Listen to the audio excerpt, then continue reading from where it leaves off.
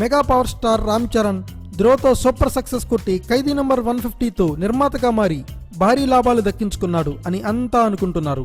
ఖైదీ number 150 box office దగ్గర దుమ్మురేపే కలెక్షన్స్తో 100 కోట్ల share వసూలు చేసిందని అనుకున్నారు అందరూ. కానీ రామ్ చరణ్ నిర్మాతగా అఫీషియల్ కలెక్షన్స్ ని ఇన్కమ్ ట్యాక్స్ ఆఫీసర్స్తో చెప్పేశాడట. సినిమాకు 60 కోట్ల బడ్జెట్ అయ్యిందని, అందులో 20 కోట్లు చిరంజీవికి రెమ్యునరేషన్గా ఇచ్చామని, వినాయక్కి 10 కోట్లు ఇచ్చామని చెప్పాడట. ఇక్కడ విశేషం ఏంటంటే సినిమా టోటల్ రన్లో 75 కోట్ల షేర్ మాత్రమే కలెక్ట్ చేసి 15 కోట్లు లాభం మాత్రమే తెచ్చిపెట్టిందని, అంతకు మించి తమకు పెద్దగా లాభాలు తేలేకపోయిందని చెప్పాడట.